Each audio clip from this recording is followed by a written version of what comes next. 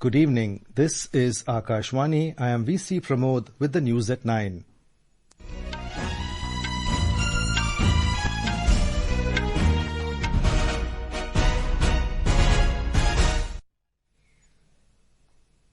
Prime Minister Narendra Modi announces financial assistance of 1,200 crore rupees for flood-affected Uttarakhand.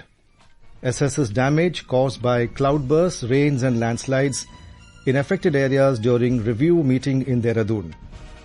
India announces special economic package for Mauritius to boost infrastructure, employment and healthcare in the island nation. 10 naxals killed in an encounter in Gariyaband district of Chhattisgarh. Nepal President Ramchandra Paudel says making all possible effort to resolve current situation within constitutional framework. Various stakeholders call for finding solutions through peaceful dialogue and democratic process. In Indonesia, at least 14 people killed in worst flooding in Bali, and in badminton, India's Lakshya and Ayush Shetty enter men's singles quarterfinal of Hong Kong Open.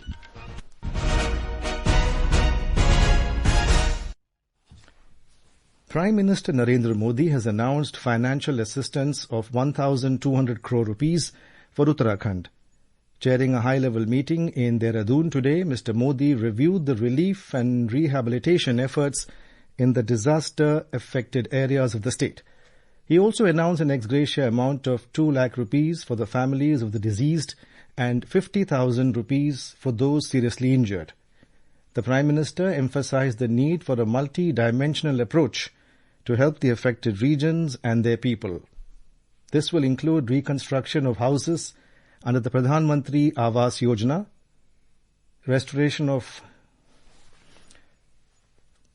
The Prime Minister was scheduled to conduct an aerial survey of the disaster-affected areas of the state today, but the visit was cancelled due to bad weather. More from our correspondent. Prime Minister Narendra Modi today announced that the children orphaned due to recent floods and landslide will be assisted through the PM Cares for Children scheme, ensuring their long-term care and welfare. Mr. Modi met with disaster-affected families and expressed his condolences to the relatives of those who lost their lives in the natural calamity. The central government has already sent an inter-ministerial team to assess the damages in Uttarakhand. Further aid will be considered based on the detailed report. The Prime Minister appreciated the efforts of the personnel from the NDRF, SDRF, Army, State Administration and other service-oriented organizations for their contribution to immediate relief and rescue efforts. Mr. Modi assured that the central government will make every possible effort to help the state in these difficult times. Sakshi Singh, Akashvani News, Dehradun. Prime Minister Narendra Modi today announced a special economic package for Mauritius designed to strengthen infrastructure, create employment opportunities and enhance healthcare facilities in the island nation. Mr. Modi stated this during a joint press briefing after holding wide-ranging bilateral talks with his Mauritian counterpart Naveen Chandra Ram Gulam at Varanasi in Uttar Pradesh. Mr. Modi emphasized that these initiatives are not assistance but an investment in their shared future. आज हमने Mauritius की आवश्यकताओं और प्राथमिकताओं को ध्यान में रखते हुए एक स्पेशल इकोनॉमिक पैकेज पर निर्णय लिया है। यह इंफ्रास्ट्रक्चर मजबूत करेगा, रोजगार के नए अवसर पैदा करेगा और स्वास्थ्य सुविधाओं को सुदृढ़ करेगा। This package is not an assistance, it is an investment in our shared future. पिछले साल मॉरिशस में यूपीआई और रुपे कार्ड की शुरुआत हुई। अब हम लोकल करेंसी में व्यापार को सक्षम करने की दिशा में काम करेंगे। Mr. Modi said India and Mauritius are two nations, but their dreams and destiny are one. Free, open, secure, स्थिर और समृद्ध हिंद महासागर हमारी साझा प्राथमिकता है। इस संदर्भ में मॉरिशस के एक्सक्लूसिव इकोनॉमिक जोन की सुरक्षा और मैरीटाइम कैपेसिटी को मजबूत करने के लिए भारत पूरी तरह प्रतिबद्ध है। India and Mauritius are two nations, but our dreams are and destiny are one. Following the talks between two leaders, India and Mauritius signed 4 agreements in fields of science and technology, oceanography, administrative training and telemetry.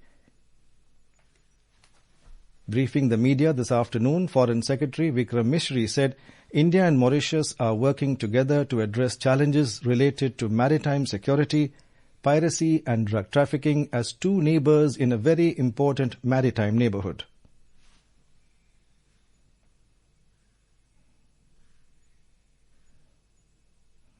India has traditionally been a first responder and a net security provider in the Indian Ocean region, and Mauritius is no exception to that. Today, this is a partnership that has evolved in diverse areas, including development cooperation, capacity building, maritime security, science and technology initiatives, educational exchanges, healthcare development. And evidence of this is to be seen in the number of memoranda of understanding and agreements that were signed earlier today and exchanged between the two sides.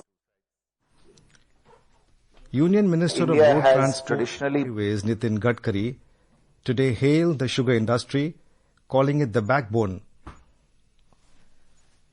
of the country. Attending the third edition of India Sugar and Bioenergy Conference, along with Union Consumer Affairs Minister Prahlad Joshi, Mr. Gadkari said that India's bioenergy sector has become a major player through its 20% ethanol blending. Sugar cane farmers का भविष्य sugar industry के साथ जुड़ा हुआ है और sugar industry हमारे देश की इकोनॉमी की एक बैकबोन है। शुगर इंडस्ट्री की इकोनॉमिक वायबिलिटी, ये ब्राजील में शुगर का भाव क्या है और कितना शुगर प्रोडक्शन हुआ इसके आधार पर अब निश्चित होने लगी है और इसलिए स्वाभाविक रूप से शुगर इंडस्ट्री के साथ अलाइड प्रोडक्ट्स तैयार करना ज्यादा महत्वपूर्ण है। जो बायोफ्यूल में इथेनॉल की इकोनॉमी है, हमारी सरकार ने अभी 20% तक ब्लेंडिंग किया है। On this Independence Day, from the ramparts of the Red Fort, Prime Minister Narendra Modi announced the next generation of GST reforms by Diwali. His vision was realized as GST Council on 3rd September approved rates rationalization, reducing tax rates in many sectors while easing the life of citizens. Today we look at how these reforms in the automobile sector help the common man to chase their dreams.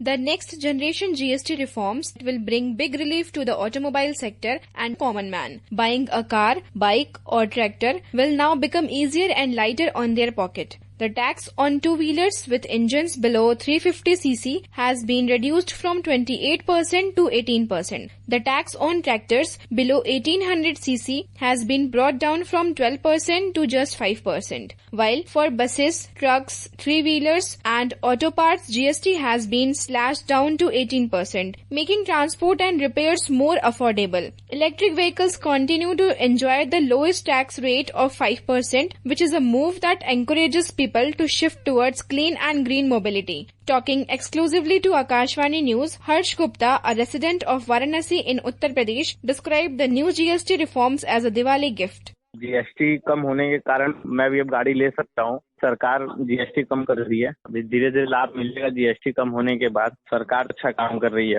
The next generation GST reforms will not only lower vehicle prices but also boost demand and create growth opportunities, making the dream of the common man come true across the country. Nitika Gupta, Akashvani News, Delhi. This is Akashvani giving you the news. For quick news updates round the clock, follow us on our X handle @AIR News Alerts. And for details of these stories and more, log on to our website www.newsonair.gov.in and download the News on AIR app.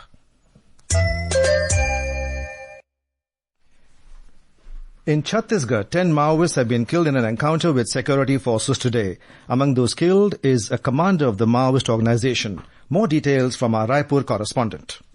Security forces had received information about the presence of large number of Maoists in the Mainpur area of Gariyaband district. Following this, a joint team of Gariyaband E30 Special Task Force and Cobra Battalion was dispatched to the area. Since this morning, intermittent exchange of fire has been taking place between security forces and Maoists in the forest of Baludigi. So far, 10 Maoists have been reported killed in this encounter. The slain include Manoj alias Bhaskar, a Maoist commander carrying a reward of around 1 crore rupees on his head. Vikalp Shukla, Akashvani News, Raipur. Union Minister of Education Dharmendra Pradhan said that India and the UAE have entered a new phase of educational cooperation with the inauguration of the IIM Ahmedabad's Dubai campus and the growing presence of Indian universities and schools in the Emirates. Speaking to the media during his visit to Dubai,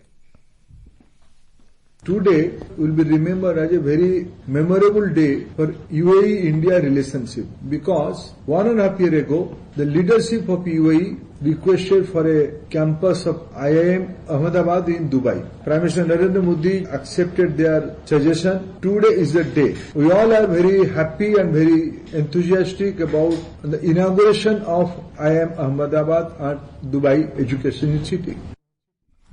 Nepal President Ramchandra Paudel has said he is currently engaged in consultations and making every possible effort to address the country's ongoing challenges from within the constitutional boundary. Mr. Paudel's remarks comes as the country witnessed deadly violence over the past few days, triggered by a government ban on major social media platforms and anger over corruption. The violent clashes claimed the lives of 34 people and also led to the resignation of KP Sharma Oli as Nepal's Prime Minister. Meanwhile, many civil society groups have urged Gen Z to address the current political situation through peaceful dialogue and democratic process. More from our correspondent. On the fourth day of Gen Z protest, no names have been finalized to lead the interim government in Nepal. President of Nepal, Ramchandra Paudel, issued a statement that he is currently engaged in consultations and making every possible effort to address the country's ongoing challenges from within the constitutional boundary. Student leaders, including 12 former chairpersons of different student organizations affiliated to political parties, have expressed the view that demands of Gen Z group could be addressed in the line with constitution. Meanwhile, several civil societies like Brihad Nagarik Andolan, Democratic Thought Society and others have urged all civil society organizations to remain united and proactive to find solutions to the current situation through peaceful dialogue and democratic process. District Administration of Kathmandu, Lalitpur, Bhaktapur, Pokhara and Sankhubasabha has imposed curfew till Friday morning to prevent any untoward event from happening. Nepali army had thwarted attempts of prisoners who tried to escape from different jails in Nepal, but 92 inmates managed to escape from Jhapa prison. Flights from Tribhuvan International Airport have resumed from today, allowing stranded tourists to leave to their destination safely. The Supreme Court will resume regular hearing of cases and registration of writ petition of habeas corpus will be done from September 14. Shweta Singh for Akashvani News, Kathmandu. At least 14 people have been killed in Bali, Indonesia, following the island's worst flooding in a decade, triggered by torrential rains that caused rivers to overflow. 2 people remain missing in Denpasar, where most fatalities occurred. Hundreds of residents have been evacuated as homes were submerged, roads blocked and bridges damaged. Indian shuttler Ayush Shetty caused a major upset at the Hong Kong Open Super 500 badminton tournament today, ousting 2023 World Championship silver medalist Kodaya Naraoka of Japan in a hard-fought 3-game contest to storm into the men's singles quarterfinal. Ayush defeated the former world number 2 Japanese shuttler 21-19, 12-21, 21-14. Ayush will face his compatriot Lakshya Sen in the quarterfinals tomorrow. And now, before we end the bulletin, the headlines once again. Prime Minister Narendra Modi announces financial assistance of 1,200 crore rupees for flood-affected Uttarakhand, assesses damages caused by cloudbursts, rains and landslides in affected areas during review meeting in Dehradun. India announces special economic package for Mauritius to boost infrastructure, employment and healthcare in the island nation. 10 naxals killed in an encounter in Gariyaband district of Chhattisgarh. Nepal President Ramchandra Paudel says making all possible effort to resolve current situation within constitutional framework. Various stakeholders call for finding solutions through peaceful dialogue and democratic process. In Indonesia, at least 14 people killed in worst flooding in Bali. And in badminton, India's Lakshya and Ayush Shetty enter men's singles quarterfinal of Hong Kong Open. And that's all in the news at 9. Good night.